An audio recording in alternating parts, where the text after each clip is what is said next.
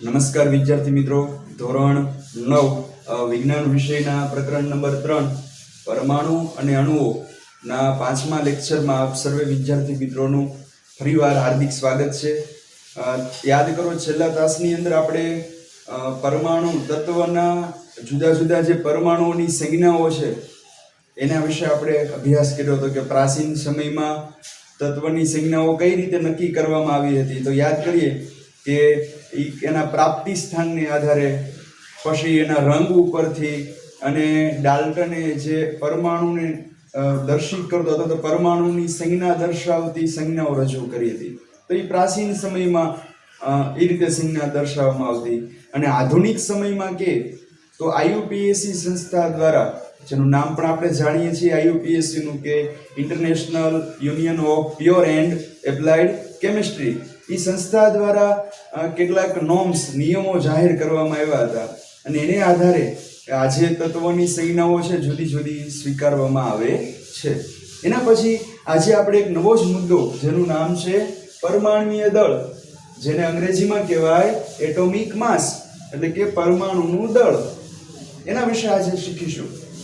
તો તમે પાઠ્યપુસ્તક સાથે રાખીને જોઈ શકો છો કે શરૂઆતમાં કીધું છે કે ડાલ્ટને છે એ પરમાણ્વીય દળનો એક નોંધનીય ખ્યાલ આપ્યો કે જુદા જુદા તત્વો છે એનું દળ કેટલું હોય। આપણે અગાઉ શીખી ગયા કે પરમાણ્વીય દળ એટલે એ તત્વમાં રહેલા અથવા તો પરમાણુમાં રહેલા પ્રોટોન અને ન્યુટ્રોનની સંખ્યાનો સરવાળો એટલે પરમાણ્વીય દળ। પણ આ પરમાણ્વીય દળની શા માટે જરૂર પડે? તો આપણે અગાઉ શીખી ગયા કે નિશ્ચિત પ્રમાણના નિયમની સમજૂતી આપણે સરસ રીતે આપી શકીએ। તો નિશ્ચિત પ્રમાણનો નિયમ યાદ કરો કે કોઈ રાસાયણિક પદાર્થ અથવા તો સંયોજનમાં હાજર રહેલા તત્વો દળથી નિશ્ચિત પ્રમાણમાં હાજર રહેલા હોય છે, એટલે કે જોડાયેલા હોય દળથી નિશ્ચિત પ્રમાણમાં। જેમ કે પાણી છે તો પાણીના અણુસૂત્રની અંદર એક ઓક્સિજન સાથે 2 હાઇડ્રોજન જોડાય અને H2O બને છે। તો ના, હાઇડ્રોજન અને ઓક્સિજન દળથી આપણે શીખી ગયા કે 1:8 ના ગુણોત્તરમાં જોડાયેલા હોય।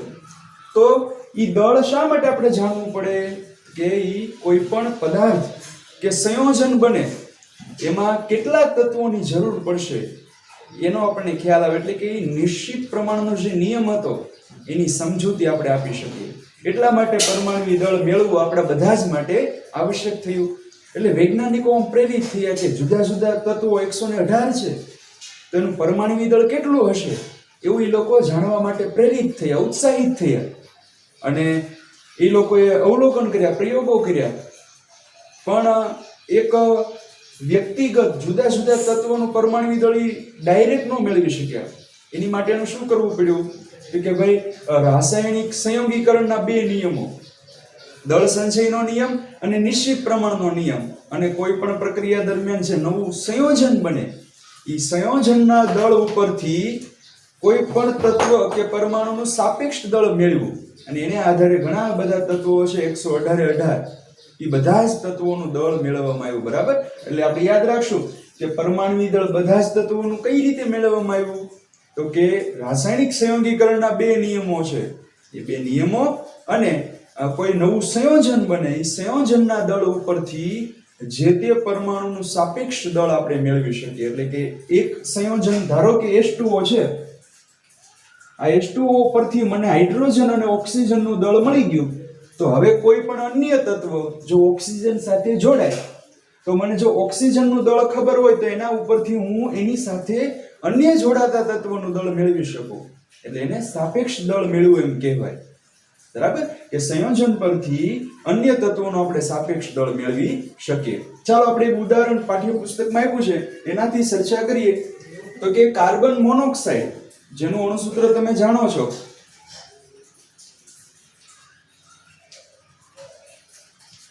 અને અણુસૂત્ર શું છે? CO। નાના ધોરણમાં આપણે શીખી ગયા કે કાર્બન મોનોક્સાઇડ, મોનો ઓક્સાઇડ એટલે કે એની અંદર એક ઓક્સિજન હોય, 2 ઓક્સિજન હોય તો એને આપણે ડાયોક્સાઇડ કહીએ, 2 ઓક્સાઇડ, બરાબર? આખી શ્રેણી તમે આગળ શીખશો, પણ આજે વાત આવી છે તો સાથે શીખી લઈએ। મોનો એટલે શું થાય? 1, ડાય એટલે 2, ટ્રાય એટલે 3, ટેટ્રા એટલે 4, અને પેન્ટા એટલે થાય 5. આગળ આવે છે હેક્ઝા, હેપ્ટા, ઓક્ટા, નેના, ડેકા, પણ આપણે 5 સુધી જાણીએ કે જે તે પરમાણુ પાછળ એક હોય તો એને આપણે મોનો શબ્દ વાપરીએ છીએ. અહીંયા પાછળ CO2 હોય તો આપણે એને કાર્બન ડાયોક્સાઇડ કહીએ છીએ, બરાબર. 3 ઓક્સિજન હોય તો કાર્બન ટ્રાયોક્સાઇડ, 4 ઓક્સિજન હોય તો કાર્બન ટેટ્રાઓક્સાઇડ, 5 ઓક્સિજન હોય તો કાર્બન પેન્ટાઓક્સાઇડ, આવું આપણે કહીએ છીએ, બરાબર. તો આ કાર્બન મોનોક્સાઇડ આપણે શીખીએ છીએ પરમાણુય દળ, એટલે એના તરફ જઈએ તો કાર્બન મોનોક્સાઇડ એમાં કાર્બન અને ઓક્સિજન એનો દળથી પ્રમાણ આપણને મેળવતા આવડવું જોઈએ કે કાર્બન અને ઓક્સિજન આ કઈ રીતે જોડાણ. તો વૈજ્ઞાનિકોએ પ્રાયોગિક ધોરણે નોંધ્યું અને લખીએ કે પ્રાયોગિક ધોરણે જાણવા મળ્યું કે કાર્બન 3 ગ્રામ કાર્બન એ 4 ગ્રામ ઓક્સિજન સાથે સંયોજાઈને કાર્બન મોનોક્સાઇડ બનાવે છે, બરાબર. વૈજ્ઞાનિકોએ પ્રયોગો કર્યા અને પ્રયોગોના અવલોકનના ભાગ સ્વરૂપે એને નોંધ્યું કે જ્યારે 3 ગ્રામ કાર્બન, C એટલે કાર્બન, એ જ્યારે 3 ગ્રામ કાર્બન એ 4 ગ્રામ ઓક્સિજન સાથે સંયોજાય ત્યારે કાર્બન મોનોક્સાઇડનો એક અણુ બને છે, બરાબર. આવું એને પ્રયોગો ઉપરથી નોંધ્યું અને એના આધારે કાર્બન અને ઓક્સિજનનું પરમાણુ દળ નક્કી થયું કે 3:4. તો એની અંદર એમાં પ્રોટોનની સંખ્યા કેટલી હોય, ન્યુટ્રોનની સંખ્યા કેટલી હોય, એ બધાને આધારે એને નોંધ્યું કે કાર્બન મોનોક્સાઇડના એક અણુમાં 3 ગ્રામ કાર્બન હોય અને 4 ગ્રામ ઓક્સિજન હોય. જો આપણે ચેક કરીએ કે કાર્બન મોનોક્સાઇડ હોય એની અંદર C/O શું હોય, C/O. તો આપણને કાર્બનનું પરમાણુ દળ ખ્યાલ છે, અથવા તો આપણે આની પછી આ જ મુદ્દામાં છેલ્લે શીખશું કે કાર્બન 6 નંબરનું તત્વ છે, એટલે એમાં પ્રોટોન 6, ન્યુટ્રોન 6, એટલે એનું પરમાણુ દળ 12 અને ઓક્સિજનનું પરમાણુ દળ આપણે આગળના મુદ્દામાં શીખી ગયા એ કેટલું છે 16. તો 12/16 સાદરૂપ આપણે આપીએ એટલે 3/4 મળે. એટલે કે કાર્બન અને ઓક્સિજનનો દળથી ગુણોત્તર 3/4 હોય. એટલે પ્રયોગોમાં એને જોયું હતું કે 3 ગ્રામ કાર્બન અને 4 ગ્રામ ઓક્સિજન સંયોજાય ત્યારે એક કાર્બન મોનોક્સાઇડનો અણુ બનાવે છે. આ જ રીતે એને ઘણા બધા એવા અન્ય સંયોજનો છે એમાં એનું અવલોકન કર્યું હોય પ્રયોગોને આધારે કે કાર્બન કે ઓક્સિજનનું પરમાણુ દળ કેટલું છે. હવે એક ઓક્સિજનનું દળ એને ખ્યાલ આવી ગયું કે ચાલો ઓક્સિજનનું પરમાણુ દળ 16 હોય તો ઓક્સિજન કેટલા તત્વો સાથે જોડાય, તો કે ઘણા બધા તત્વો સાથે ઓક્સિજન જોડાયેલું હોય. જેમ કે પાણીની અંદર H2O એમાં ઓક્સિજન જોડાયેલો છે, પછી કાર્બન ડાયોક્સાઇડ CO2 તો એમાં કાર્બન સાથે ઓક્સિજન જોડાયેલો છે. એવા તો ઘણા બધા સૂત્રો તમે ભણશો આગળ કે ધાતુનો ઓક્સાઇડ MgO તો એમાં ધાતુ સાથે ઓક્સિજન જોડાયો. તો જો ઓક્સિજનનું દળ જાણતા હોય તો સંયોગીકરણના જે 2 નિયમો છે રાસાયણિક સંયોગીકરણના અને સંયોજનનું દળ જાણતા હોય તો એક દળ જાણતા હોય તેના ઉપરથી બીજું દળ આપણને મળી જાય, પ્રયોગોને આધારે મળે, બરાબર. તો આપણે શીખ્યા એમ કે પ્રાયોગિક ધોરણે આપણે કોઈ પણ એક સંયોજનનું દળ જાણતા હોઈએ અને રાસાયણિક સંયોગીકરણના 2 નિયમો જાણતા હોઈએ તો એને આધારે જે તે તત્વોનું આપણે પરમાણુ દળ અલગથી મેળવી શકીએ, બરાબર. તો આ વાત થઈ કાર્બન મોનોક્સાઇડના ઉદાહરણ. આગળ નવો મુદ્દો તમને આપ્યો છે કે શરૂઆતના સમયમાં પરમાણુ દળને AMU સંજ્ઞા વડે દર્શાવવામાં આવતું, બરાબર.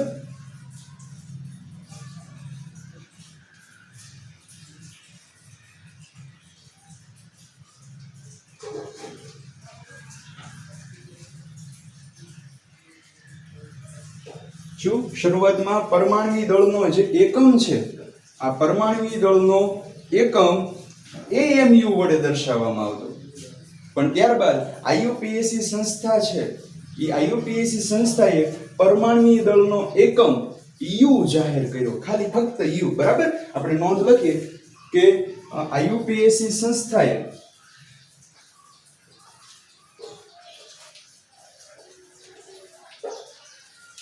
આ પરમાણુ દળનો જે એકમ છે, બરાબર, ટૂંકમાં લખું કે પરમાણુ દળ એનો એકમ યુ જાહેર કર્યો, યુ, જેને અંગ્રેજી બીજા શબ્દોમાં આપણે કેવું હોય તો યુ ને વંચાય યુનિફાઈડ.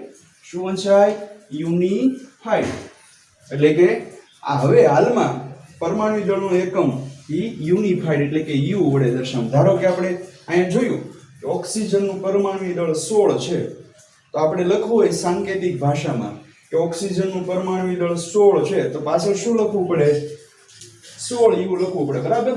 ઓક્સિજનનું પરમાણુ દળ 16 યુ જેટલું છે એમ કહેવાય. એ જ રીતે હવે કાર્બનનું પરમાણુ દળ કે તો એ કેટલું હોય? આપણે આગળ શીખી ગયા 12 યુ જેટલું છે. હાઇડ્રોજનનું પરમાણુ દળ કે તો કે 1 યુ જેટલું છે. એટલે કે પાછળ એકમ તરીકે યુ આવે. આપણે અંતરનો એકમ મીટર જાણીએ છીએ કે ભાઈ અહીંથી બીજી વસ્તુ સુધીનું અંતર 10 મીટર છે, તો આપણે અંતર s બરાબર 10 મીટર લખીએ પાછળ. એમાં દળ છે તો દળનો એકમ યુ છે, બરાબર. એને વંચાય શું? યુનિફાઈડ, બરાબર. તો આ વાત થઈ પરમાણુ દળની પ્રારંભિક બાબતોની. ચલો હવે તાજેતરમાં કોને માન્ય આપી ગણીને આગળ પરમાણુ દળ ગણવામાં આવે છે તે જોઈએ. ચલો તો આગળ જોઈએ કે આગળ કાર્બન મોનોક્સાઇડના ઉદાહરણમાં 3 ગ્રામ કાર્બન 4 ગ્રામ ઓક્સિજન સાથે સંયોજાય. એના આધારે આપણે શું કહી શકીએ કે કાર્બન છે એ એનાથી 4/3 ગણું વધારે દળ ધરાવતા ઓક્સિજન સાથે સંયોજાય. શું? 3 ગ્રામ કાર્બન એનાથી 4/3 ગણું વધારે દળ ધરાવતા ઓક્સિજન સાથે સંયોજાય અને કાર્બન મોનોક્સાઇડ નામનું અણુ બનાવે છે. અને એને આધારે જો આપણે કાર્બનના દળને કાર્બનના દળને 1 યુ જેટલું લઈએ, 1 યુ લઈએ તો ઓક્સિજનનું દળ કેટલું થાય? ઓક્સિજનનું દળ તો આપણે જોયું કે ઓક્સિજનનું દળ કાર્બનના દળ કરતા 4/3 ગણું છે, 4/3 ગણું વધારે છે.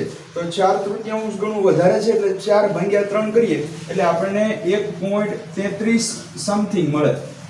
એટલે કે કાર્બનના દળને 1 યુ લઈએ તો ઓક્સિજનનું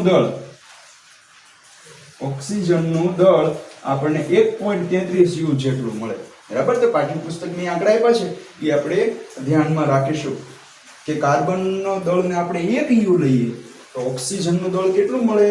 1.33 યુ જેટલું. ચાલો હવે આગળ શીખીએ તો કે શરૂઆતના સમયમાં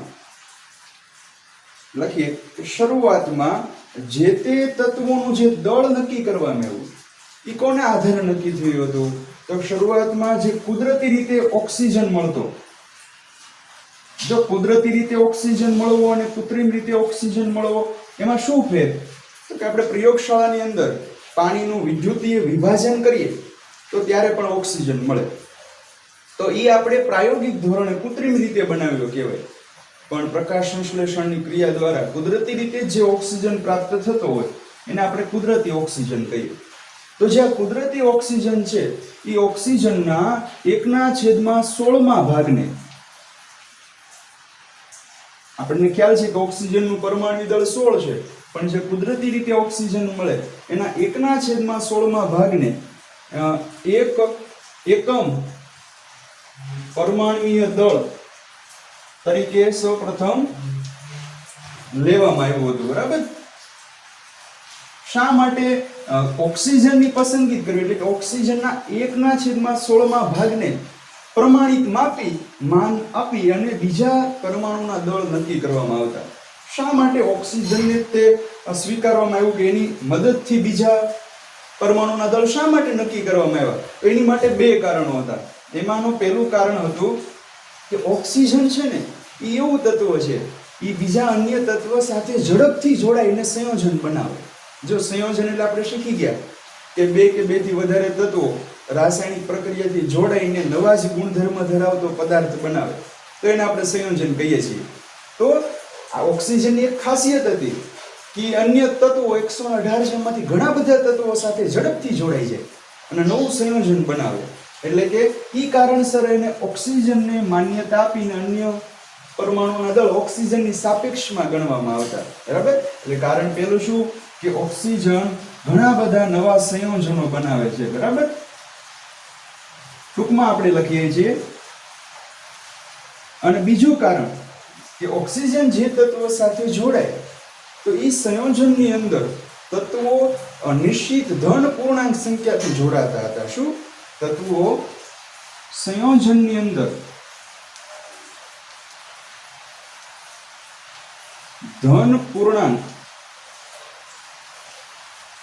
સંખ્યાથી જોડાય છે.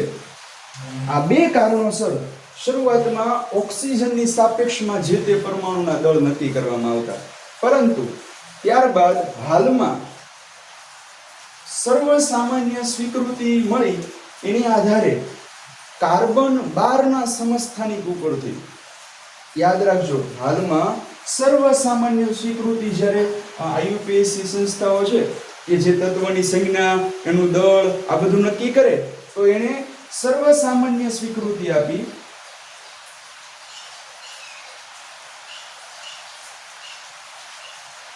એ શું સર્વસામાન્ય સ્વીકૃતિ આપી કે જે કાર્બન 12 નો સમસ્થાનિક છે, કાર્બન 12 નો સમસ્થાનિક, ઈ સમસ્થાનિકના 1/12 ભાગને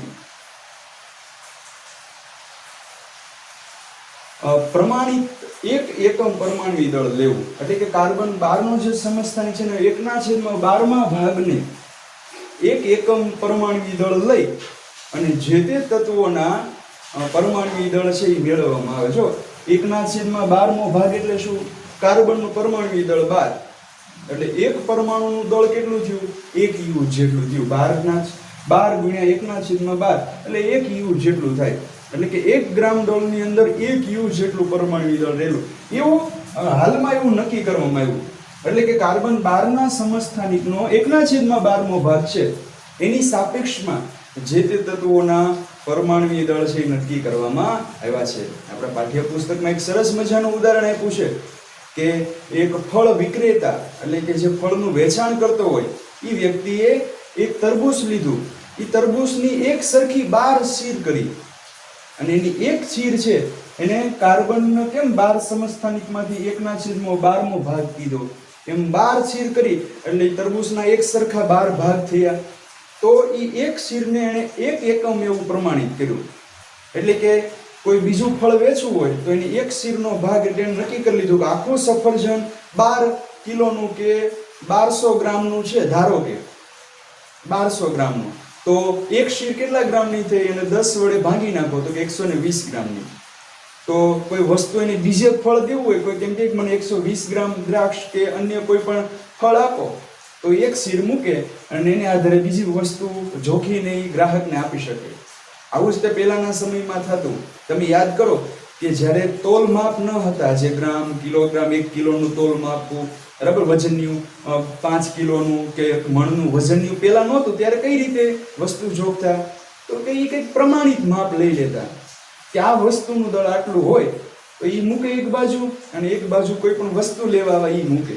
તમે હજી પણ ઘણા ગામમાં જોયું હોય કે કોઈ ગ્રાહક કોઈ જે વસ્તુ વેચતો છે વ્યક્તિ, એની પાસે 500 ગ્રામનું એક જ તે વજનની હોય, કિલોનું ન હોય, અને કોઈ બીજો વ્યક્તિ આવે કે મારે કિલો વસ્તુ જોઈએ તો શું કરે? 1 કિલોનું જે 500 ગ્રામનું એક વજનની હોય તો એ મૂકે, અને બીજો એની પાસે પથ્થર હોય 500 ગ્રામનો એ મૂકે, અને એ રીતે કિલો માપી આપતા હોય છે. આવું તમે ઘણીવાર જોયું હશે. તો એની સાપેક્ષમાં અન્ય દળ માપવામાં આવે છે એવું નક્કી થાય, બરાબર. તો આપણે ખાલી ટૂંકા એક ગુણની અંદર પરીક્ષામાં પૂછાય કે જે તે તત્વનું પરમાણુ દળ કોની સાપેક્ષમાં માપવામાં આવે છે હાલમાં? તો કે હાલમાં કાર્બન 12 નો જે સમસ્થાનિક છે એના 1/12 ભાગને માન્ય રાખી, એક એકમ માન્ય રાખી અને જે તે તત્વનું પરમાણુ દળ નક્કી કરવામાં આવે છે. આ સમસ્થાનિક એટલે શું એ આપણે ચોથા પાઠમાં, આ પાઠ નંબર 3 પછી જે ચોથો યુનિટ છે એની અંદર આપણે શીખીશું વધારે, બરાબર. તો એને આધારે જે તે તત્વનું પરમાણુ દળ નક્કી કરવામાં આવે છે. ચાલો, હવે આમાંથી ટૂંકા ગુણના જે પ્રશ્નો પૂછાય છે એ આપણે તમને સાથે જ કીધું છે, યાદ રાખજો. અને હવે જે ખૂબ જ IMP આગળ પરીક્ષામાં પૂછાય અને 10મા ધોરણમાં પણ આપણને ઉપયોગી થાય એવું એક કોષ્ટક પાઠ્યપુસ્તકમાં પેજ નંબર 51 પર તમને આપેલું છે કે એમાં તમને 1 થી 18 તત્વો આપ્યા છે. એ તત્વમાં પ્રોટોનની સંખ્યા કેટલી હોય, ઇલેક્ટ્રોનની સંખ્યા કેટલી હોય અને ન્યુટ્રોનની સંખ્યા કેટલી હોય તમને આપેલું છે. તો એને આધારે જે પ્રોટોનની સંખ્યા તમને આપી હોય અને ન્યુટ્રોનની સંખ્યા આપી, બેનો સરવાળો કરો એટલે તમને તત્વનું પરમાણ્વીય દળ મળે. તો ચાલો આપણે 1 થી 20 તત્વો છે એના પરમાણ્વીય દળ કયા છે એ જાણી લઈએ. અને પરમાણ્વીય દળ જાણતા હશું તો આપણને આગળ નવો મુદ્દો ભણશો, આણ્વીય દળ. જેમાં જુદા જુદા અણુ બન્યો એમાં કેટલા પરમાણુએ ભાગ લીધો, એ બધાના દળનો સરવાળો કરીએ એટલે આપણને આણ્વીય દળ મળે. પણ સૌપ્રથમ આપણે 1 થી 20 તત્વો છે એના પરમાણ્વીય દળ જોઈએ. ચાલો વિદ્યાર્થી મિત્રો, અહીં તમે કોષ્ટકમાં જોઈ શકો છો કે સંજ્ઞા, પરમાણ્વીય ક્રમાંક, પ્રોટોનની સંખ્યા, ન્યુટ્રોનની સંખ્યા અને છેલ્લા કોષ્ટકમાં પરમાણ્વીય દળ આપેલું છે. તો આપણે અગાઉ શીખી ગયા કે પરમાણ્વીય દળ એ પ્રોટોન અને ન્યુટ્રોનની સંખ્યાનો સરવાળા જેટલું હોય છે. તો તમે હાઇડ્રોજનમાં જુઓ તો પ્રોટોનની સંખ્યા 1 છે, ન્યુટ્રોનની સંખ્યા કંઈ નથી એટલે કે 0. તો એનું પરમાણ્વીય દળ 1 + 0 એટલે કેટલું થાય? 1. એ જ રીતે આપણે કોઈ પણ તત્વ જોઈએ, કાર્બન, તો કાર્બનમાં પ્રોટોનની સંખ્યા 6, ન્યુટ્રોનની સંખ્યા 6 એટલે ટોટલ કુલ એનું પરમાણ્વીય દળ થશે 12. એ જ રીતે કોઈ પણ અન્ય તત્વ લઈ લો, એલ્યુમિનિયમ, તો એલ્યુમિનિયમમાં પ્રોટોનની સંખ્યા 13, ન્યુટ્રોનની સંખ્યા 14 એટલે તેનું પરમાણ્વીય દળ થાય છે 27. હવે ઘણા વિદ્યાર્થીને એમ થશે કે પ્રોટોનની સંખ્યા અને ન્યુટ્રોનની સંખ્યા કેમ યાદ રાખવી? તો દરેક તત્વમાં જેટલો એનો પરમાણ્વીય ક્રમાંક હોય એટલા જ એમાં પ્રોટોનની સંખ્યા હોય છે. પણ ન્યુટ્રોનની સંખ્યા છે એ આપણે પ્રાયોગિક ધોરણે મેળવવી પડે, એટલે એ આપણે યાદ રાખવી પડે છે. એટલે પરમાણ્વીય દળ એ બંનેની સંખ્યાના સરવાળા પરથી આપણને મળી જાય. જો મોટા ભાગના પરમાણ્વીય દળમાં શું હોય કે પરમાણ્વીય ક્રમાંકનું બમણું કરીએ એટલે આપણને પરમાણ્વીય દળ મળી જાય, અને ઘણામાં બમણું કરીને 1 ઉમેરીએ તો આપણને પરમાણ્વીય દળ મળી જાય છે. તો ખૂબ જ સરળ છે પરમાણ્વીય દળ મેળવવું. જેમ જેમ એનો વધારે ઉપયોગ થશે તેમ તેમ પરમાણ્વીય દળ છે આપણને યાદ રહી જશે. તો આ કોષ્ટક ઉપરથી દરેક તત્વો છે 20 સુધીના એના પરમાણ્વીય દળ લખીને વ્યવસ્થિત પાકા રાખજો. હવે પછીના મુદ્દામાં તેનો ઉપયોગ થશે. તો આજના તાસમાં અહીં સુધી રાખીએ છીએ. આગળ નવા મુદ્દાની ચર્ચા કરીશું. ત્યાં સુધી અસ્તુ. જય હિન્દ.